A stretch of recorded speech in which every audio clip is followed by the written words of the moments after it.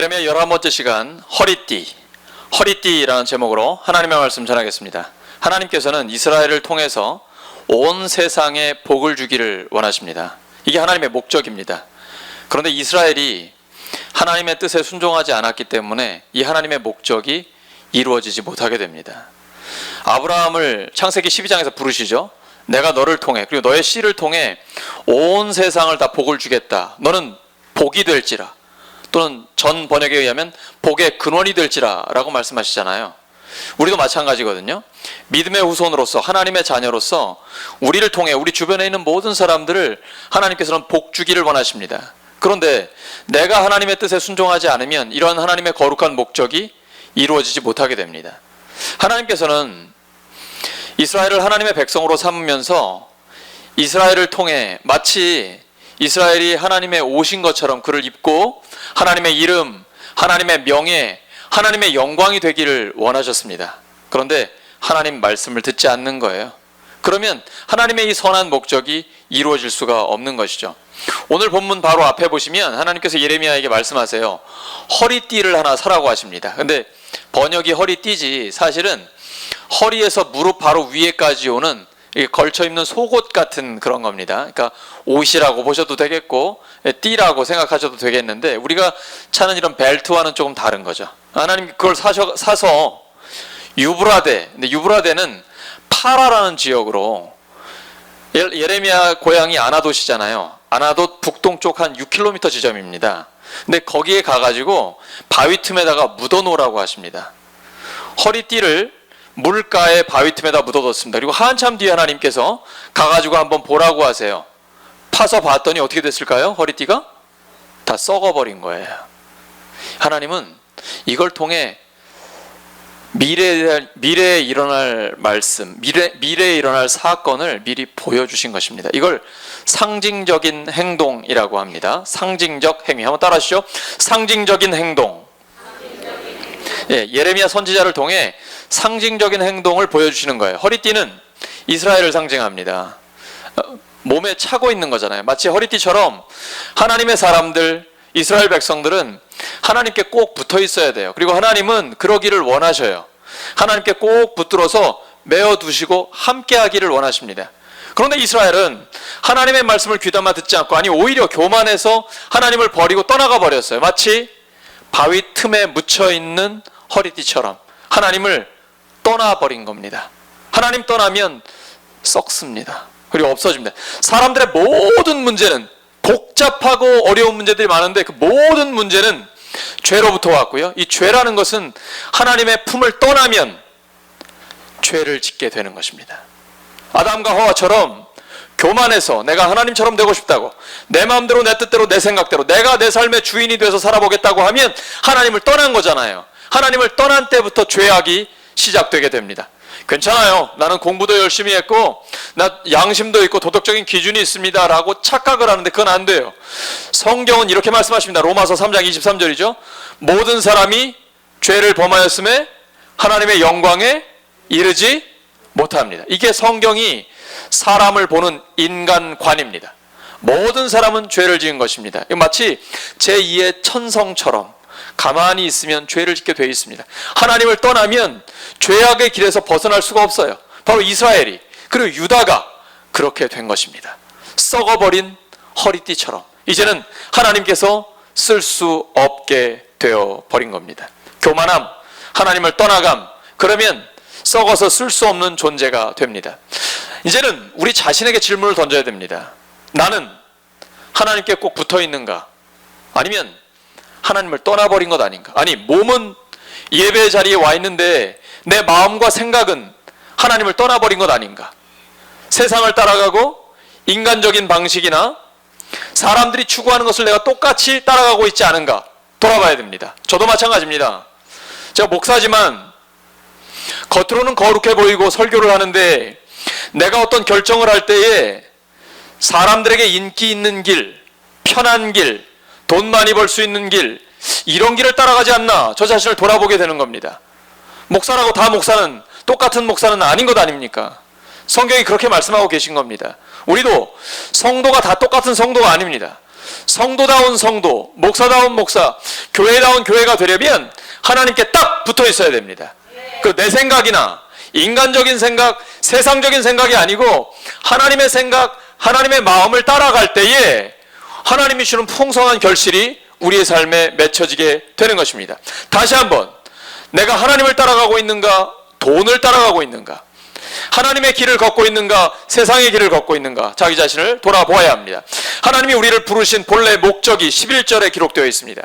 하나님 말씀입니다. 띠가 사람의 허리에 속함 같이 내가, 하나님이 이스라엘 온 집과 유다 온 집으로 우리들을 하나님께 속하게 해서 그들로 하나님의 백성이 되게 하고 하나님의 이름, 하나님의 명예, 하나님의 영광이 되게 하는 것, 이게 하나님의 목적이에요.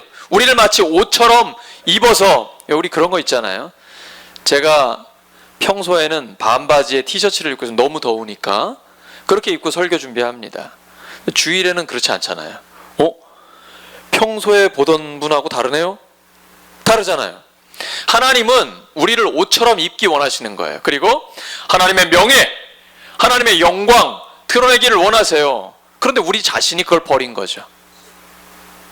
사람들이 우리를 볼 때, 우리의 가정, 일터에서 우리가 살아가는 것을 볼 때 우리를 보면서 야, 그 사람 진짜 교회 다니는 사람 답네, 예수쟁이 답네, 이런 말이 나오나요? 그들을 감탄케 하는, 감동케 하는 우리의 삶이 있습니까?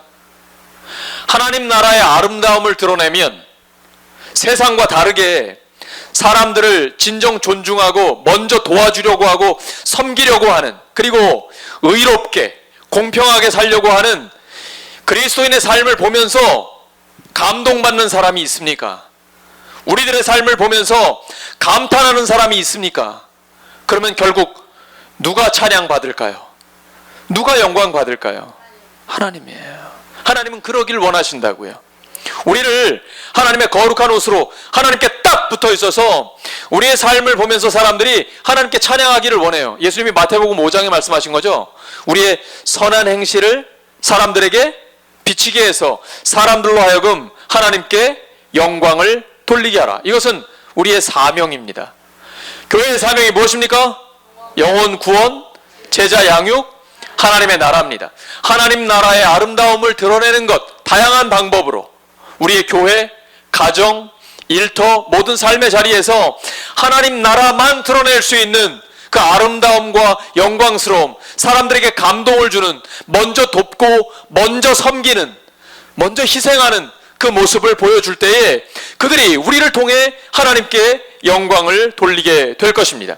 하나님은 그걸 원하십니다. 그런데 이스라엘 백성들은 그것을 듣지 않았습니다.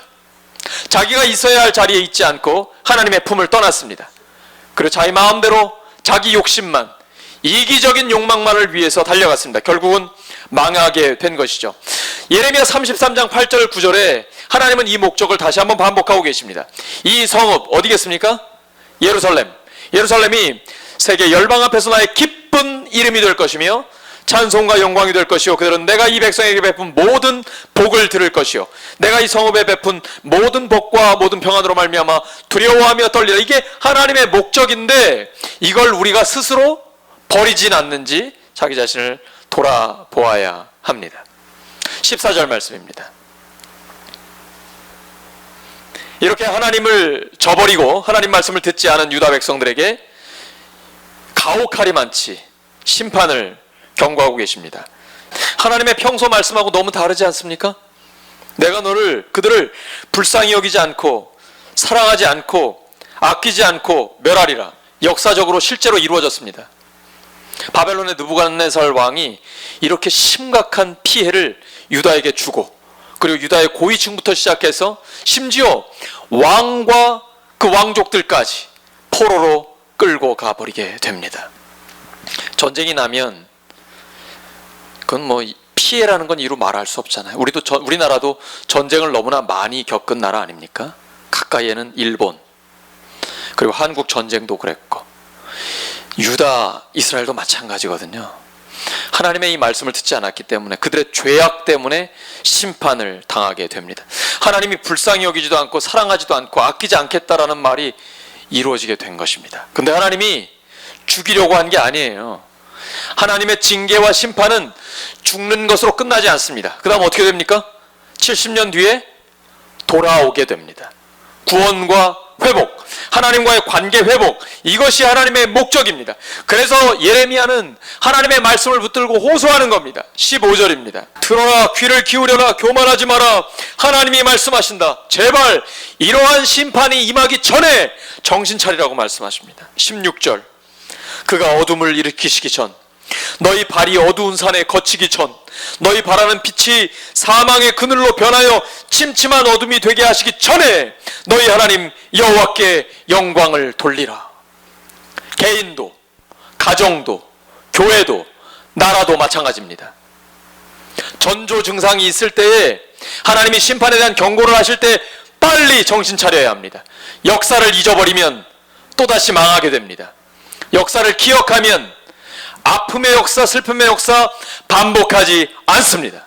하나님이 우리에게 주신 경고요, 하나님께서 우리에게 소망을 주시는 말씀이 바로 여기에 있습니다. 그런데도 너희가 듣지 않으면, 17절 말씀, 너희가 이를 듣지 아니하면 나의 심령이, 여기서 나는 예레미야 선지자 본인일 수도 있고 하나님의 마음일 수도 있습니다.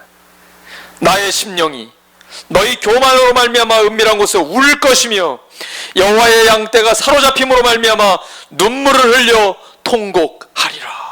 얼마나 가슴 아파요. 그렇게 누차 경고했는데, 심판에 대한 경고를 끊임없이 했는데 왜 듣지 않느냐.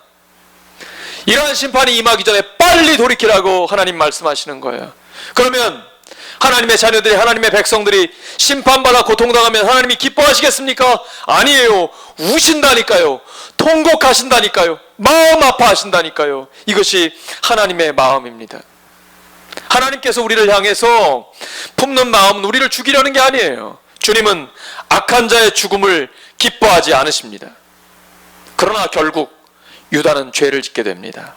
21절과 22절입니다. 내가 마음으로 이르기를 어찌하여 이런 일이 내게 닥쳤는고 하겠으나 내 죄악이 금으로 내 치마가 들리고 내 발뒤꿈치가 상함이니라.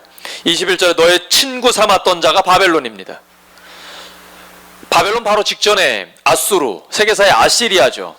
중동을 완전히 패권 장악하고 있었습니다. 그래서 북이스라엘 쪽으로 침입해 오니까 남유다가 바벨론과 연합을 해서, 마치 우리 삼국시대에 나당 연합 맺고 이런 것처럼 유다는 바벨론의 힘을 빌어서 아수르를 막으려고 했던, 한때는 친구였습니다. 그런데 지금은 바벨론이 남유다를 침략해 오는 것이죠. 저버린 것이죠. 근데 여러분, 전쟁이 일어나면 예나 지금이나 가장 심각한 피해를 보는 것이 여성들과 연약한 이들이 아닙니까? 그래서 이렇게 표현하는 거예요. 그 고통이 얼마나 심하냐면 산고를 겪는 여인 같지 않느냐. 여인의 고통 중에 가장 큰 고통이 아마도 이제 출산의 고통이 아니겠습니까? 그 다음, 그 두 번째, 22절의 뒷부분에 보면 내 치마가 들리고 내 발뒤꿈치가 상함이니라 라는 내용은 성폭행을 당한다라는 것입니다. 전쟁이 일어나서 여인에게 가장 큰 수치 아니겠습니까? 지금 이런 비유를 통해서 얘기하는 거예요. 예루살렘, 유다, 하나님의 심판 경고를 듣지 않더니 너의 죄악 때문에 결국은 가장 큰 최악의 고통인 산고의 고통처럼, 최악의 극도의 수치인 성폭행을 당하는 것처럼 너 나라가 완전히 망할 것이다 라고 말씀하고 계신 겁니다. 결국은 이 죄악 때문에 유다가 망하게 되고 말거든요. 죄는 이렇게 심각한 것입니다. 로마서 6장 23절입니다. 죄의 삭은 사망이요, 하나님의 은사는 선물입니다. 하나님의 선물은 그리스도 예수 우리 주 안에 있는 영생이니라. 오늘도 대표기도 하시면서 눈물로 하나님 앞에 기도드렸는데 우리의 마음이 그 안에 하나가 됐죠. 왜냐하면 우리의 모든 죄값을 예수님이 치러주셨기 때문이에요. 그래서 우리에게 선물로 영원한 생명을 주신 것입니다. 근데 이 영원한 생명을 이 시간 지금부터 맛볼 수 있어야 합니다. 개인이, 그리고 우리 가정이, 우리 교회가 예배로 모일 때, 또 일상생활에서 그 하나님의 선하심을 맛볼 수 있어야 됩니다. 근데 죄가 있으면 맛볼 수 없습니다. 하나님을 떠나버리면 그건 죄의 길, 악의 길이기 때문에 하나님을 경험할 수가 없는 것입니다. 유다 백성들은 이 말이 귀에 들어오질 않아요. 왜일까요? 23절입니다. 23절, 구스, 에디오피아입니다. 이제 흑인이죠. 구스인이 그의 피부를, 표범이 그의 반점을 변하게 할 수 있습니까? 피부색 바꿀 수 없잖아요. 만약에 그걸 할 수 있을진데 악에 익숙한 너희도 선을 행할 수 있어. 이미 유대 사람들은 어떻게 됐다는 거예요? 악에 이게 무서운 거예요. 이미 죄악을 짓는데 익숙해져 버린 거예요. 양심의 화인 불도장을 맞아버린 거예요. 그래서 변하지 않아요.